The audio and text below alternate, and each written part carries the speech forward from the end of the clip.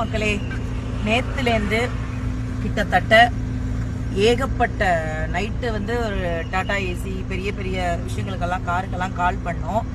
சென்னைன்னொன்னே யாருமே கொடுக்கல. இத்தனைக்கும் ரெண்ட்டுக்கு தான் கேட்டோம். வேற வழி இல்லாமல் இவ்வளோதான் நம்ம காரில் இப்போ உட்கார முடியும், வேற வழியும் இல்லை. ஆனால் நம்ம கொடுத்தே ஆகணும். ஒரு 1000 உணவு வேற தாம்பரத்தில் ரெடி பண்ண சொல்லிட்டோம். என்னன்னா சென்னை ஃப்ளட் அப்படின்னோட கார் கொடுக்க மாட்டேங்கிறாங்க. டாடா ஏசி எதுவுமே கிடைக்கல எங்களுக்கு. திருச்சியிலேருந்து கிட்டத்தட்ட ஒரு 7 மணிக்கு தான் கிளம்ப முடிஞ்சது. ஏன்னா நைட்லேருந்து காரு கேட்டு எங்களுக்கு எதுவுமே கிடைக்கல.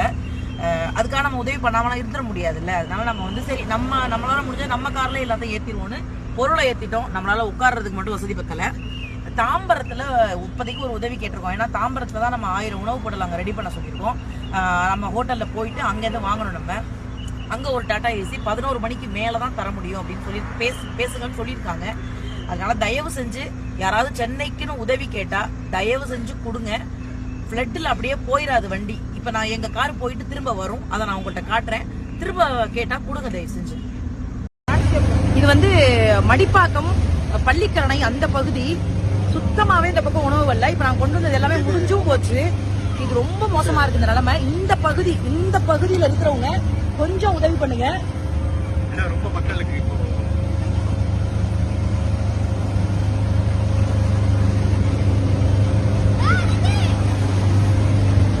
தயவு செஞ்சு இந்த பகுதியில வர்றவங்க உள்ள இந்த பகுதியில இருக்கிறவங்களுக்கு உணவு கொடுங்க.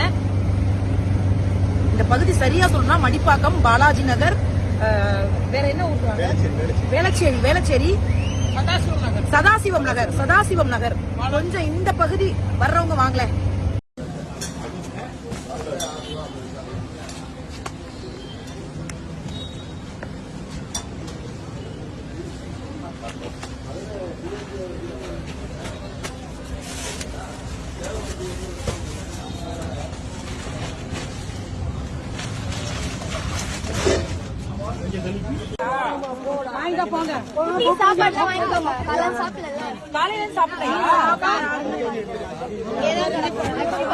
என்ன ஏரியா அது? அன்சுகம் நகர். உங்களுக்கு வேற என்ன வேணும்? எதுவே வேணாம். எங்களுக்கு இடம் ஸ்டெடியா இருந்தா போதும். தண்ணி இல்லாம எங்களுக்கு ஸ்டெடியா இருக்கணும் இடம். ஓ சரி அப்படிதான் இருக்கணும். உங்களுக்கு பெட்ஷீட்லாம் ரெடி பண்ண சாப்பாடு. ஒரு நிமிஷம் அவருக்கு மட்டும் கொடுத்துருங்க. அவர் வயசானவர் கொடுத்துருங்க. இங்க ஒரு சாப்பாடு வரேன் சாப்பாடு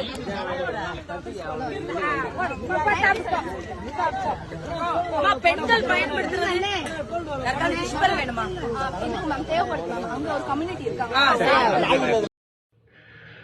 எல்லோருக்கும் வணக்கம். இது எல்லாருக்கும் தெரிஞ்ச விஷயம் தான். இப்போ பெய்கிற மழைனால, இந்த புயல்னால முதல்ல நடக்கிற விஷயம் கரண்ட் ஆஃப் ஆகிடும். அதுக்கப்புறம் கொஞ்சம் கொஞ்சமாக தண்ணி தேங்க ஆரம்பிச்சிடும் தெருவில். அதுக்கப்புறம் இருக்கிற தண்ணி எல்லாமே வீட்டுக்குள்ளே போக ஆரம்பிச்சிடும். இப்போ நான் அண்ணா நகரில் தங்கிட்டு இருக்கிறேன். என் வீட்லேயே ஒரு அடிக்கு வீட்டுக்குள்ளார போந்துருச்சு.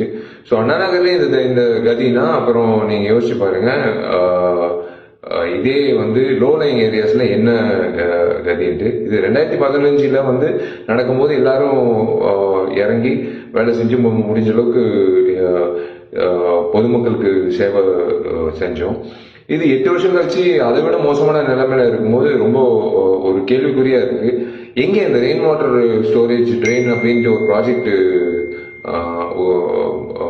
நியமிக்கிறதா கிரேட்டர் கார்பரேஷன், சென்னை கார்பரேஷன் அறிவிச்சாங்க. அது எங்கிட்டு ஆரம்பிச்சாங்க, எங்கிட்டு முடிச்சாங்க, எங்க தொடங்கினாங்கன்னு தெரியல. இது ஒரு விண்ணப்பம் தான், ஒரு ரிக்வெஸ்ட் தான். ஏன்னா நான் ஒரு ஓட்டர்ன்ற வகையில் நான் கேட்குறேன், ஒரு நடிகனா கேட்கல. ஆனால் எல்லா சென்னை தொகுதி எம்எல்ஏஸ் மட்டும் தயவு செஞ்சு வெளியில நீங்க இது சரி பண்ணி கொடுத்தீங்கன்னா நல்லா இருக்கும். பொதுமக்கள் சேவை செய்யறது விட்டுருங்க. அது அவங்க பார்த்து அவங்க பண்ணிடுவாங்க. எம்எல்ஏஸா அந்தந்த தொகுதி எம்எல்ஏஸா நீங்க உங்க தொகுதியை மக்களே வணக்கம். நான் ரோபோ சங்கர். பாருங்க எப்படி தண்ணி பாருங்க.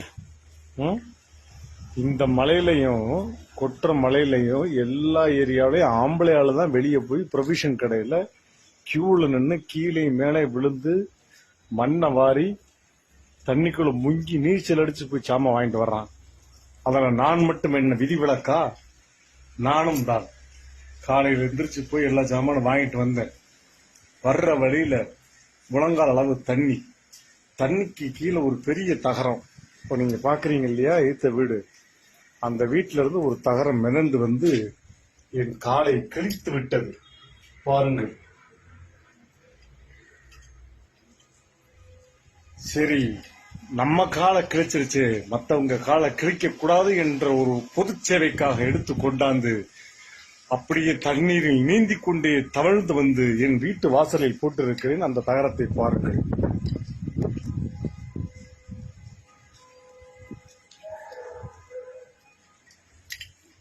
பாத்தீங்களா? இந்த மாதிரி எல்லாருமே பொது சேவையில் இறங்குங்க. நன்றி, வணக்கம். முக்கியமா மளிகை சாமான் வாங்கிக்கிறேங்க. பால் பாக்கெட் எங்கேயுமே இல்லையா?